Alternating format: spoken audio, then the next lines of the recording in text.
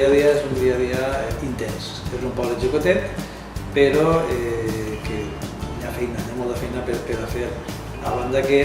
tant jo com la resta de l'equip de govern, diguem que no ens dediquem al 100%, professionalment tenim altres feines que són les que ens donen a menjar,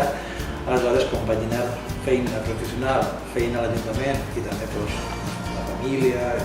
Diguem que no és que sigui complicat, però sempre vas buscant de quina manera pot ser més fàcil. Nosaltres vam trobar un ajuntament en el qual venia d'una situació econòmica un poc delicada, que en el 2012 diguem que va ser el seu moment culminant, un deute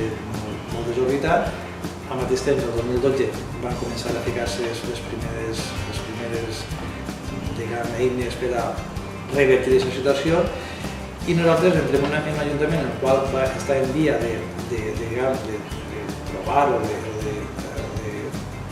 recuperar la seva normalitat i des del primer moment ens proposem que això ja no va ser el nostre primer objectiu, és a dir, buscar que aquest deute que sempre ha tingut Fontana de Forens, el deute econòmic, eliminar-lo per a que l'Ajuntament tinguera més llibertat a l'hora de proposar més accions o més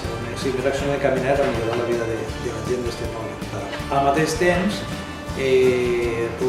nostres objectius estaven clars, que era el tema d'educació, el tema de benestar social, sobretot l'assistència a persones majors, que com és tònic habitual en escoles de l'àmbit rural, cada vegada tenim una població més envellida i per tant necessitem més esforços, i també el tema de l'eficiència energètica, sobretot l'energia públic i sobretot també el que és l'abastiment d'aigua potable, que és fonamental. Fonamental perquè sí que és veritat que tenim, entre cometes, resolt el que és l'abastiment, perquè tenim 2 punts d'abastiment, però diguem que la red no estava treballada d'una manera que poguérem ser eficients i sobretot tindre un control exhaustiu de lo que és l'abastiment d'aigua potable. Ahir hem fet una inversió molt gran en aquests 3 anys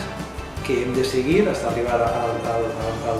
lo que diu que és tindre el 100% de la red totalment controlat. I també pensem que aquesta millora en l'eficiència energètica va suposar un estalvi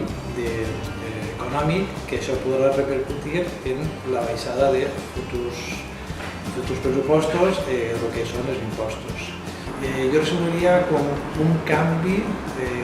tranquil i amb molt de raonament.